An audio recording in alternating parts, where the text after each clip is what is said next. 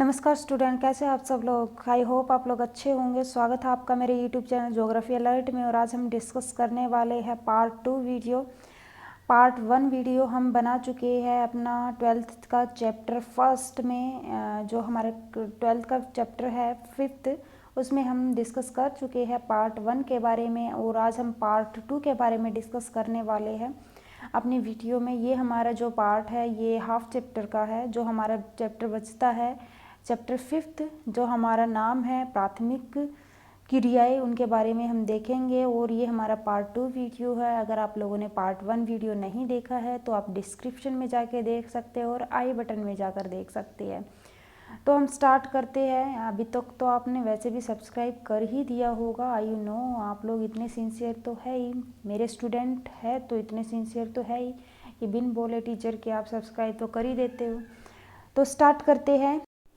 मिश्रित कृषि के बारे में देख लेते हैं कि किस किस एरिया में मिश्रित कृषि की जाती है, मिक्स्ड एग्रीकल्चर की जाती है और कौन कौन से कैरेक्टरिस्टिक्स हैं उनके बारे में डिस्कस कर लेते हैं। तो मिक्स्ड जो एग्रीकल्चर है वो हमारे की जाती है उत्तरी पश्चिमी यूरोप वाले भाग में की जाती है, उत्तरी अमेरिका का पूर्वी भाग जो है वहाँ पर की जाती है, यूरेशिया के भाग में की जाती है और दक्षिणी महाद्वीप के समशीतोष्ण अक्षांश वाले भाग में ये हमारी की जाती है। तो हम एक बार देख लेते हैं पिक्चर के थ्रू या हमारे चार्ट के थ्रू कि कहाँ कहाँ पर वर्ल्ड का मैप है हमारा। यहाँ पर देख लेते हैं कि कहाँ कहाँ पर ये हमारी मिक्स्ड एग्रीकल्चर का एरिया है। तो ये जो एरिया है यहाँ पर की जाती है हमारी उत्तरी अमेरिका के पूर्वी भाग में की जाती है। और ये हमारा यूरोप का भाग है और एशिया का भाग है, यहाँ पर ये की जाती है। और समशीतोष्ण वाला जो क्षेत्र है यहाँ पर ये एग्रीकल्चर बेसिकली की जाती है, हमारी मिक्स्ड एग्रीकल्चर। अब हमें इसे के नाम से ही पता चल गया मिक्स्ड एग्रीकल्चर है, मिश्रित कृषि है। तो मिक्स्ड का मतलब है कि एक ही खेत में अलग अलग फसलें उगाकर प्रोडक्शन लिया जाता है। एक ही खेत होता है लेकिन प्रोडक्शन अलग अलग होता है, अलग अलग एग्रीकल्चर मतलब जो हमारी फसल होती है वो अलग अलग होती है वहाँ पर, और प्रोडक्शन लिया जाता है। तो वो हमारी क्या हो जाती है, मिश्रित कृषि हो जाती है या मिक्स्ड एग्रीकल्चर हो जाती है। तो हमें एरिया के बारे में पता चल गया। अब हम देखते हैं कैरेक्टरिस्टिक्स कौन कौन से हैं मिश्रित कृषि के, उसके बारे में जान लेते हैं। तो ये जो कृषि एग्रीकल्चर है इनका जो आकार होता है वो ना तो ज़्यादा बड़ा होता है और ना ही ज़्यादा छोटा होता है, मीडियम साइज़ के यहाँ पर खेत मिलते हैं। यहाँ की जो फसलें हैं, मुख्य फसलों की अगर बात की जाए तो गेहूँ, जौ, राई, मक्का जो है ये फसलें हैं। और बेसिकली यहाँ पर चारे की जो फसल है, चारा यहाँ पर किया जाता है। तो यहाँ पर पशु भी पाले जाते हैं, मेरा मतलब है यहाँ पर अगर चारा किया जाता है, चारा बोया जाता है तो पशु तो अपने आप ही होंगे। चारे के लिए ही तो पशुओं के लिए ही तो चारा उगाया जाता है। तो यहाँ पर और पशुओं की वजह से ही इसको क्या कहते हैं, मिक्स्ड एग्रीकल्चर बोला जाता है। ओके स्टूडेंट्स, तो आप लोगों को पता चल गया कि यहाँ पर चारा बोया जाता है, गेहूँ, जौ, राई, मक्का वगैरह की जो फसलें हैं यहाँ पर बेसिकली की जाती है। और ये जो है यहाँ पर जो मवेशी पाले जाते हैं या पशु पाले जाते हैं वो होते हैं भेड़, सूअर, कुकुर, जो हमें आय का स्रोत देते हैं, जो किसानों को आय का स्रोत देते हैं। वो यहाँ पर क्या है, उनको पाला जाता है, उन मवेशियों को पाला जाता है, उन पशुओं को यहाँ पर पाला जाता है। और यहाँ पर मिक्स्ड एग्रीकल्चर, जब खेत में मिक्स्ड एग्रीकल्चर की जा रही है तो यहाँ की जो मृदा की सोइल की उर्वरकता है वो भी क्या है, अच्छी रहती है। क्योंकि अलग अलग पेड़ पौधों में क्या है, रासायनिक तत्व अलग अलग होते हैं, जिसके कारण यहाँ पर उर्वरकता की जो है कमी नहीं हो पाती, वहाँ पर उत्पादकता बनी रहती है उर्वरकता की। और ये क्या है, पॉजिटिव होता है किसानों के लिए। तो रासायनिक कमी नहीं रहती। अलग अलग पौधे जब हम लगाते हैं तो एक ही एग्रीकल्चर में, और यहाँ पर जो प्रयोग किया जाता है एग्रीकल्चर में, अच्छी तकनीकों का विकास किया जाता है और रासायनिक खादों का प्रयोग किया जाता है कीटनाशकों के लिए। और यहाँ पर जो है खाद जो है, हरी खाद का भी प्रयोग किया जाता है और रासायनिक खाद का भी यहाँ पर प्रयोग किया जाता है। हरी खाद जो होती है, पशुओं से जो खाद हमें मिलती है वो हरी खाद होती है। और यहाँ पर जब एक ही खेत में अलग अलग फसल बोई जाती है तो इसका मतलब है कि यहाँ पर गहन कृषि की जाती है। गहन कृषि यहाँ पर क्या है की जाती है मिश्रित कृषि में, ये हमें पता चल गया। मिश्रित कृषि अलग अलग फसल बोएंगे तो जो हमारी खेत है उसका गहन उपयोग किया जाएगा।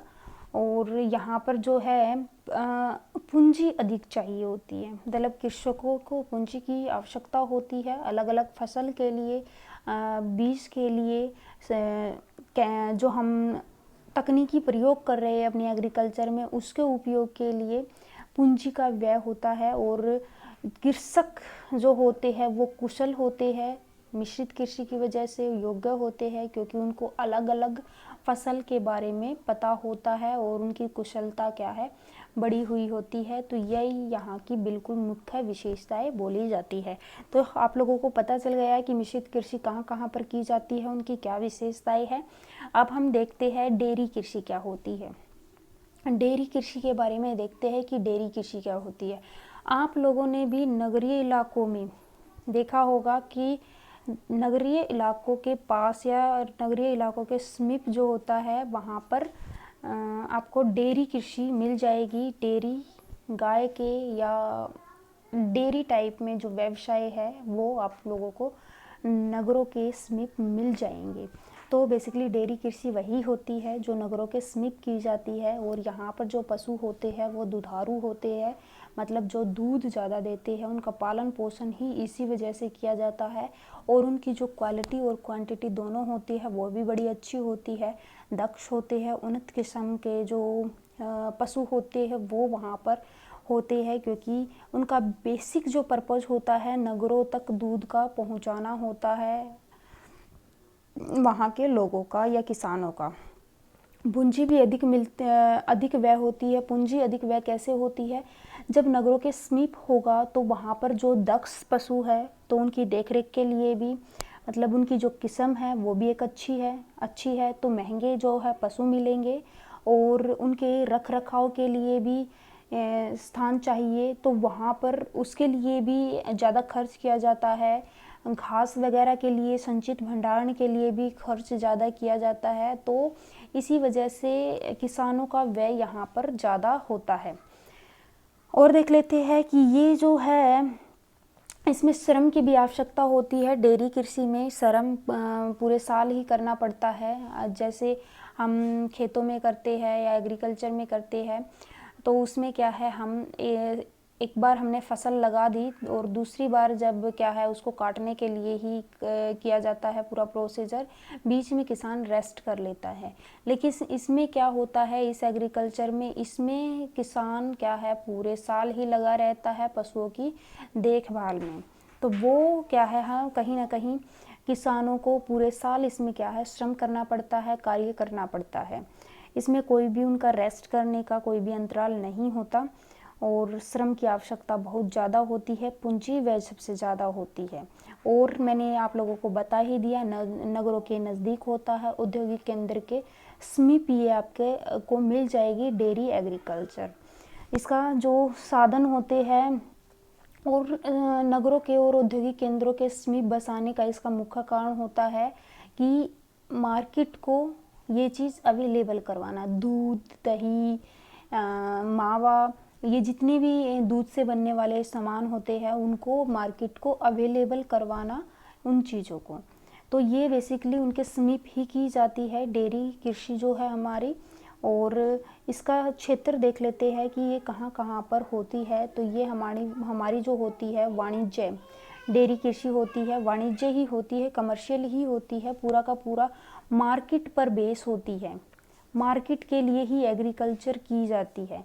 तो ये हमारी होती है उत्तरी पश्चिमी यूरोप का जो क्षेत्र है हमारा, दूसरा जो क्षेत्र है कनाडा का है और तीसरा जो क्षेत्र है हमारा न्यूजीलैंड का है और दक्षिणी पूर्वी ऑस्ट्रेलिया एंड तस्मानिया का क्षेत्र ये हमारा आता है। एक बार देख लेते हैं कौन कौन सा क्षेत्र है।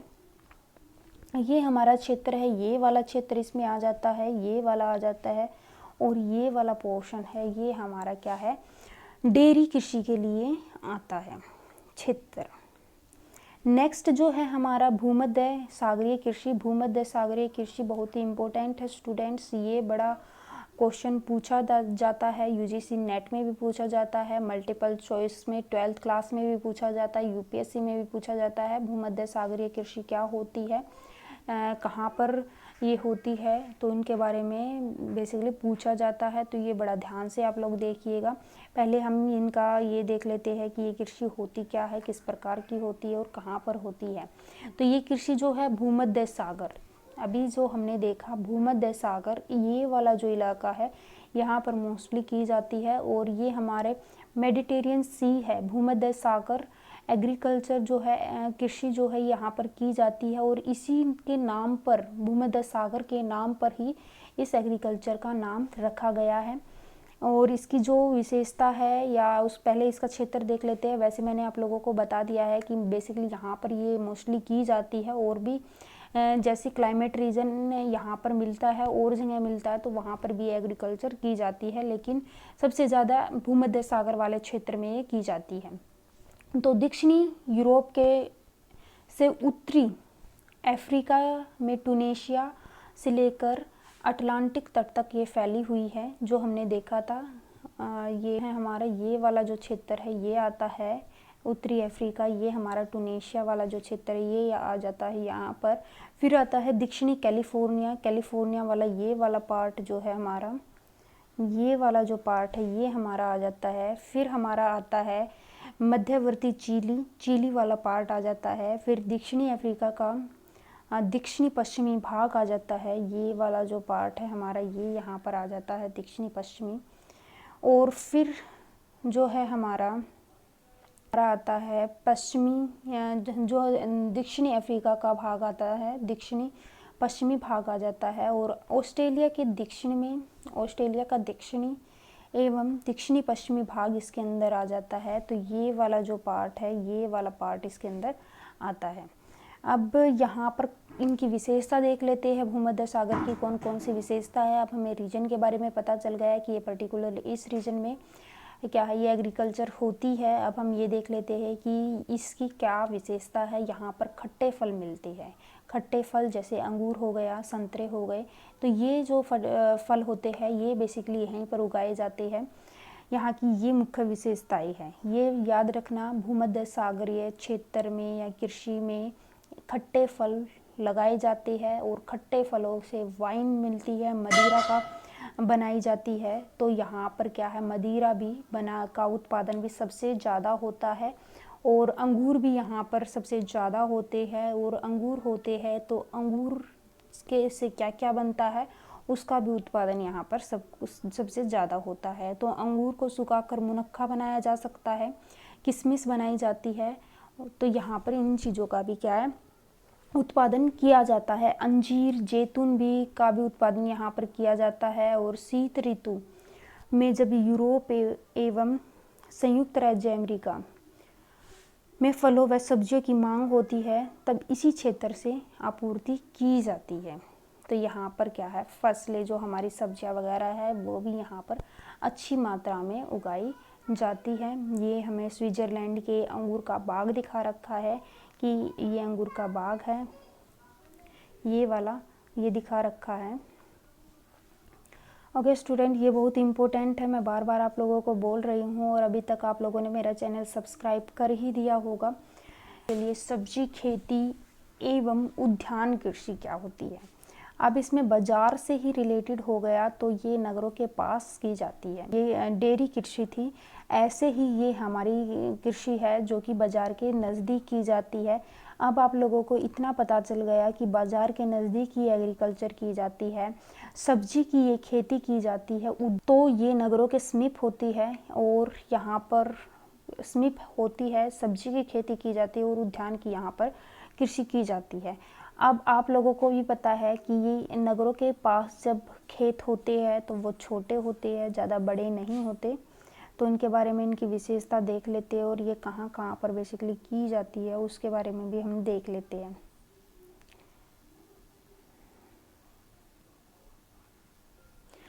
ये अब जो एग्रीकल्चर है हमारी नगरों के समीप होती है, तो खेतों का आकार छोटा होता है, बेसिकली हमें अभी मैंने आप लोगों को बताया है कि बहुत सारी विशेषताएं जो है नगरों के कारण यहाँ पर आप लोगों को मिल जाएगी। यहाँ पर पूंजी का व्यय सबसे ज़्यादा होता है, खेत छोटे होते हैं, कीटनाशकों का प्रयोग करना होता है और यातायात की सुविधा के लिए भी यातायात की सुविधा भी साधन भी यहाँ पर चाहिए होते हैं। तो धन का व्यय यहाँ पर सबसे ज़्यादा होता है। सब्जी वगैरह यहाँ पर उगाई जाती है, फल उगाए जाते हैं, पुष्प लगाए जाते हैं। इस एग्रीकल्चर में पूरा का पूरा ये कार्य क्या है, नगरों तक मांग होती है। जब एग्रीकल्चर की ये जो हमारी सब्जी वगैरह होती है, पुष्प वगैरह होते हैं, फल वगैरह होते हैं, तो इनकी क्या है मांग होती है बाज़ार में, वही जो है फसल यहाँ पर उगाई जाती है, वहीं सब्जी उगाई जाती है और धन का खर्च इसमें सबसे ज़्यादा होता है। और नगरीय केंद्र से ज़्यादा नज़दीक होती है, तो उपभोक्ता भी क्या है उच्च आय वाले होते हैं। उनकी आय जो होती है वो उच्च होती है उपभोक्ता की। और जो हमारे एग्रीकल्चर प्रोडक्ट है उनकी भी क्या है, उनकी भी कीमत ज़्यादा होती है, जिसके कारण क्या है वहाँ पर इन चीज़ों की ज़रूरत होती है। तो यहाँ पर गहन श्रम की आवश्यकता होती है। गहन श्रम तो अपने आप ही क्योंकि नज़दीक है और ज़्यादा से ज़्यादा कार्य एग्रीकल्चर में ही करना होता है सब्जी से रिलेटेड, तो गहन श्रम इसमें चाहिए होता है। पूंजी की आवश्यकता ज़्यादा होती है। बेसिकली अभी मैंने आप लोगों को बताया है कीटनाशक के लिए और जितने भी कार्य होते हैं उनके लिए इसकी ज़्यादा आवश्यकता होती है। और शीत प्रदेशों में बेसिकली जो हमारे शीत प्रदेश है वहाँ पर ये एग्रीकल्चर जो की जाती है, तो यहाँ पर आर्टिफिशियल जो तापमान होता है, आर्टिफिशियल टेम्परेचर होता है, उस पर ये क्या है बेस होती है, जिसमें सबसे ज़्यादा क्या है धन की आवश्यकता होती है। तो ये देख लेते हैं कि इसका एरिया कौन कौन सा है। विशेषताएं हमने देख ली है, एरिया के बारे में देख लेते हैं कि कौन कौन सा एरिया यहाँ पर आप लोगों को मिलेगा। तो ये एरिया है उत्तरी पश्चिमी यूरोप वाला जो है, संयुक्त राज्य अमेरिका का पार्ट आ जाता है इसके अंदर। और उत्तरी पूर्वी भाग भूमध्य सागरीय प्रदेश क्या है से अधिक विकसित है। यहाँ पर ये एग्रीकल्चर की जाती है। औद्योगिक क्षेत्रों में जनसंख्या घनत्व तो अधिक होता है, वहाँ पर ये की जाती है। यहाँ पर इन्होंने एग्जाम्पल दे रखा है नीदरलैंड का, ट्यूलिप यहाँ पर फूल वो क्या उगाया जाता है जो कि शहरों में भेजा जाता है, उसके बारे में बता रखा है। और एक क्वेश्चन यहाँ से पूछा जाता है, मोस्ट इम्पोर्टेंट जो क्वेश्चन है, ट्रक फार्मिंग किसे कहते हैं। तो ट्रक फार्मिंग वही होती है जो नगरों के समीप होती है और नगरों को क्या है अपनी सुविधाएं देती है। रात भर में क्या है ये नगरों तक अपनी जो सब्जी वगैरह होती है, फल वगैरह होते हैं, ये पुष्प वगैरह होते हैं, वो यहाँ पर पहुँच जाते हैं, रात तक ही पहुँचा दिए जाते हैं। दूरी कम होती है, मध्यम ने ये दे रखा है कि बाज़ार के मध्य की दूरी होती है और रात भर में क्या है ट्रक से सामान को पहुंचा दिया जाता है, सब्जी को पहुंचा दिया जाता है, तो उसको बोलते हैं ट्रक फार्मिंग। और इसमें ये भी क्वेश्चन पूछा जाता है कि ट्रक फार्मिंग मोस्टली कहाँ पर की जाती है, तो उसका जो आंसर होता है संयुक्त राज्य अमेरिका में मोस्टली ये की जाती है। तो ये जो है हमारा आ जाता है औद्योगिक क्षेत्रों में, कारखानों में ये उगाई जाती है, पशु पाले जाते हैं। तो ये एग्रीकल्चर जो है हमारी बाज़ार के लिए सब्जी की खेती मोस्टली यहाँ पर की जाती है। अब हम देख लेते हैं कि सहकारी कृषि क्या होती है। तो सहकारी कृषि क्या होती है, कृषकों का समूह होता है जो कि कृषि के लिए अधिक लाभ कमाने के लिए अपना एक समूह बनाता है, अपनी इच्छा से संस्था का निर्माण करता है और उन संस्था को क्या कहते हैं, सहकारी कृषि कहते हैं। जिसमें कृषक क्या करता है, उसमें कार्य करता है, कृषि कार्य संपन्न करे उसे सहकारी कृषि कहते हैं। उसमें कृषक क्या करता है, कार्य करता है और समूह में कार्य करता है, तो उसको बोलते हैं सहकारी कृषि। अब हम देख लेते हैं कि इसमें क्या होता है, कहाँ पर बेसिकली ये की जाती है, उसके बारे में देख लेते हैं। तो ये जो हमारी एग्रीकल्चर है, सहकारी एग्रीकल्चर संस्था से संबंधित होती है। कृषक को जितनी भी सहायताएं चाहिए होती है, आवश्यकताएं होती है, सहायता के लिए जितनी भी चीज़ें चाहिए होती है वो क्या है वहाँ से उसको प्रोवाइड होती है।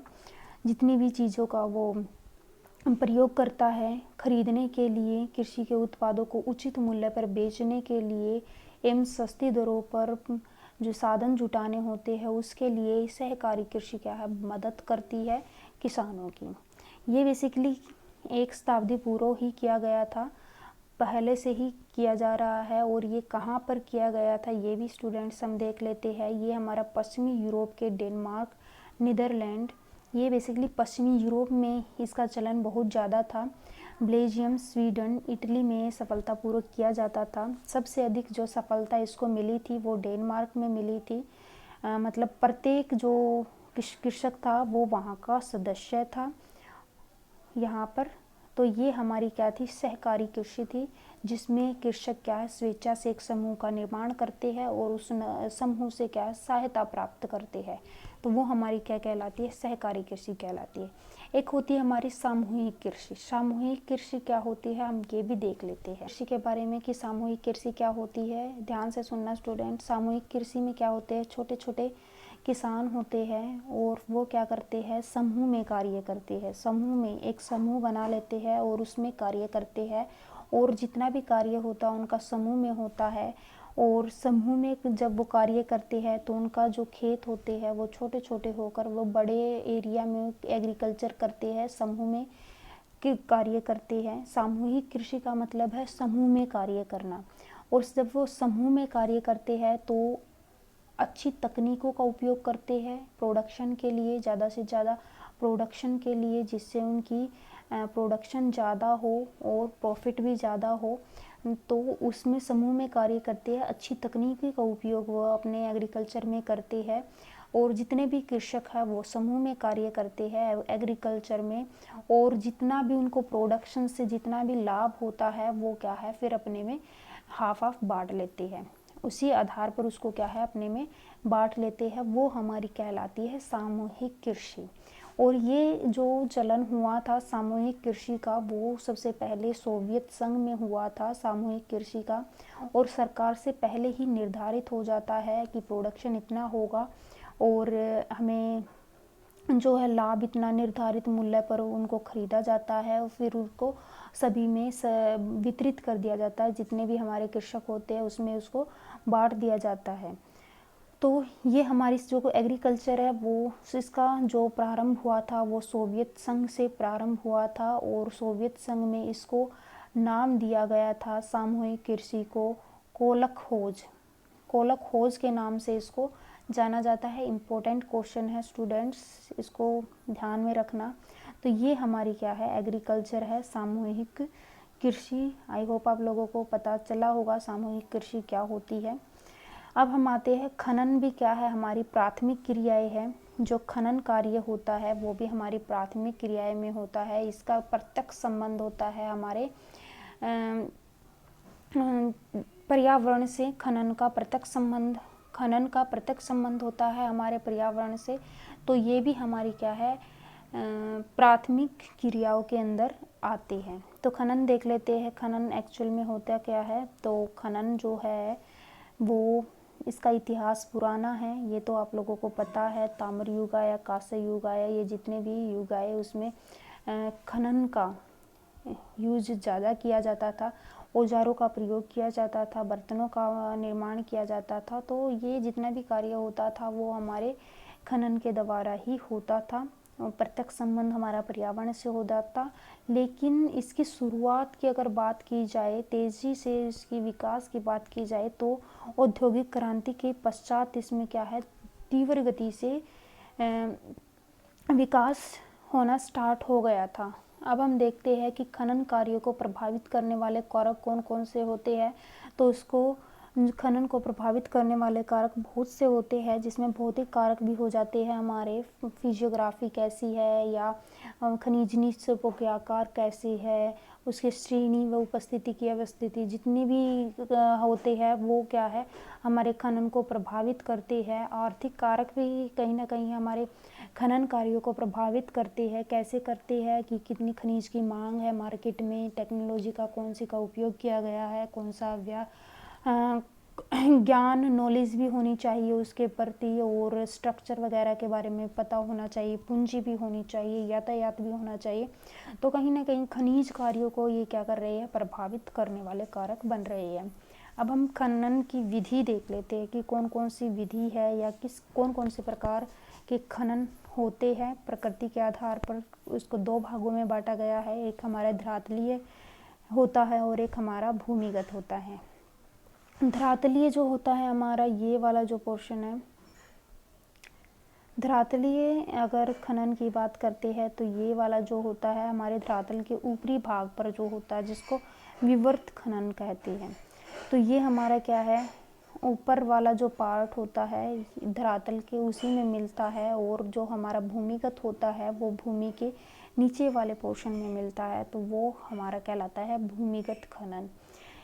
अलग अलग तकनीकों के द्वारा इसको क्या निकाला जाता है, उपयोग में लाया जाता है। उपयोग में लाने के बाद सामान का निर्माण किया जाता है, तो वो हमारा कहलाता है खनन। अभ्यास के क्वेश्चन बहुत ही इम्पोर्टेंट क्वेश्चन है। ये क्या करना है आप लोगों को, मुझे कमेंट्स बॉक्स में बताने हैं इनके आंसर।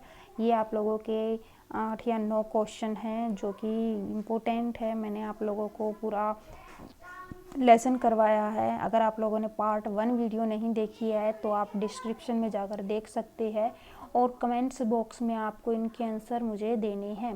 ओके स्टूडेंट्स, और चैनल को सब्सक्राइब कीजिए, लाइक कीजिए एंड शेयर कीजिए। Thank you watching my video.